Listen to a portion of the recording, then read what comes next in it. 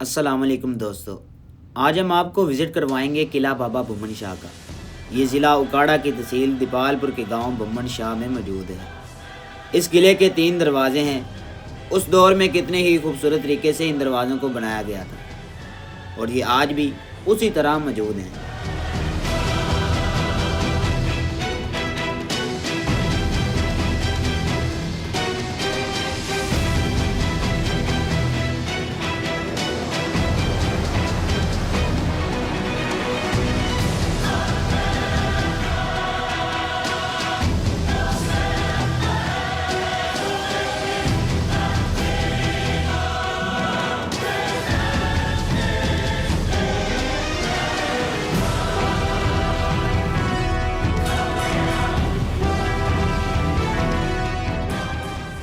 किले के अंदर दाखिल होने के बाद हम आपको दिखा रहे हैं इस दौर की रिहायशी बिल्डिंग, जो एक मिसाल है उस दौर के तैयार करने वालों की, जो आज भी उतनी ही मजबूत है, जिसमें आज भी लोग आबाद हैं।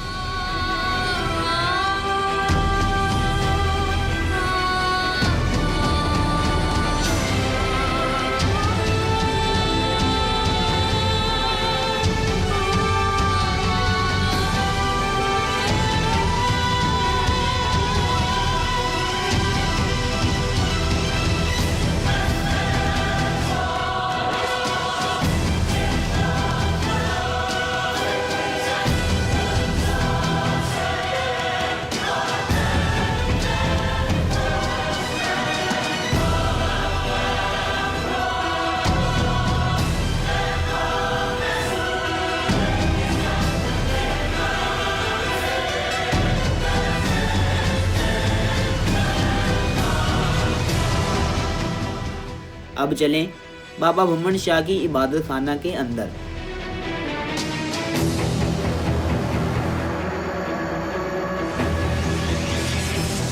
मुकामी लोग जिसको गुरुद्वारा या मंदिर कहकर पुकारते हैं।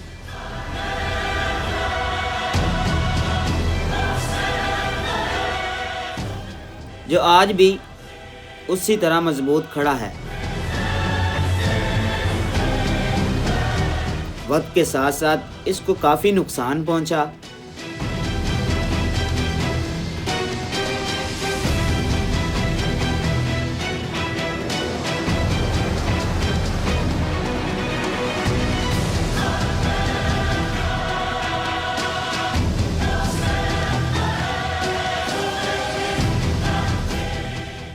सिख मज़हब के बानी बाबा गुरु नानक के 2 बेटे थे। बड़े बेटे का नाम श्री चंद और छोटे बेटे का नाम लखवी दास था। दोनों बेटों ने बाबा गुरु नानक से मजहबी तालीम हासिल करने के बाद श्री चंद रहमानियत की तरफ माइल हो गए और यहीं से सिखों में उदासी फिरके का आगाज हुआ।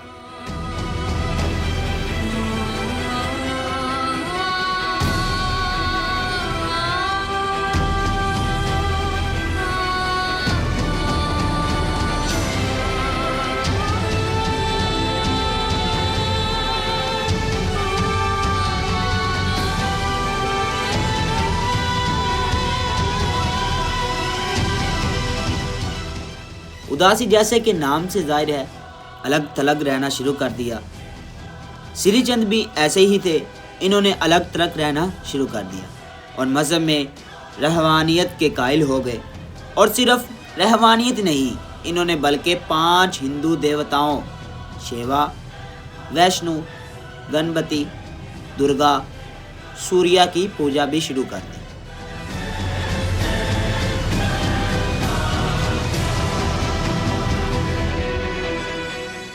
जिसके आसार इस डेरे में भी मिलते हैं, जहां श्री चंद की समाधि के साथ हिंदू देवताओं के मूर्तियों के लिए मंदिर भी बने हुए हैं।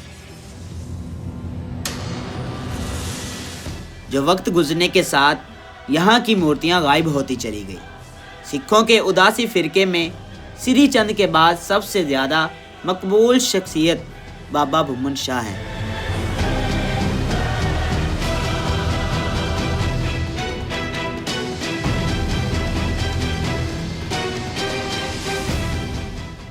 जो कि 1687 में पैदा हुए, जिन्होंने बचपन में इस्लाम, हिंदू मत, सिख मत में बुनियादी जानकारी हासिल की। इसके बाद इन्होंने उदासी फ़िरके में शामिल होने को तरजीह दी। इसके बाद इन्होंने अजोदन यानी पाकपतन में मुकीम एक उदासी बाबा प्रीतम दास की खिदमत में हाजिर हुए और कुछ अरसा यहाँ क़याम किया। इसके बाद वहाँ से मिलने वाले हुक्म की तामील करते हुए कुतुब कोट में आबाद हुए, जो आज बाबा भुम्मन शाह के नाम से जाना जाता है।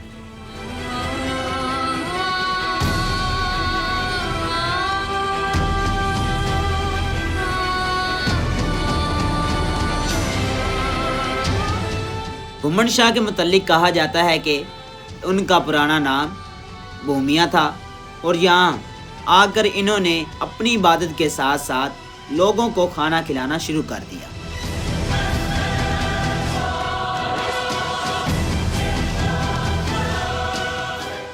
मुसलमान, हिंदू, सिख, ईसाई सब उनके लंगर खाना से खाना खाते और इस धर्मशाला के मगरबी हिस्से में नज़र आने वाली इमारत ही लंगर खाना था।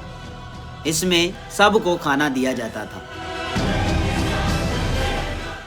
यह हवेली अब महकमा औक़ाफ़ की ज़ेर निगरानी है और ये महकमा किसी भी इबादत गाह या इमारत की हिफाजत तब करता है जब वहाँ पर इबादत करने वाले मौजूद हों।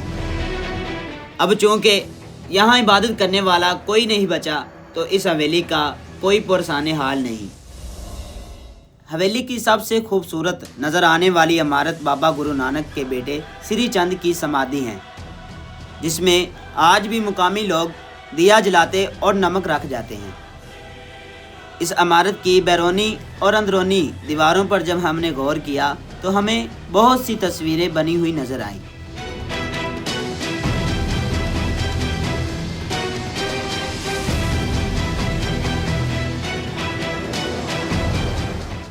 हाल के अंदर गुरु के बैठने के लिए मिंबर जैसी एक जगह बनाई गई, जिसके नीचे एक तख्ती आवेज़ा है, जिस पर इसके बनाने वाले का नाम और सन दोनों ज़ुबानों में दर्ज है।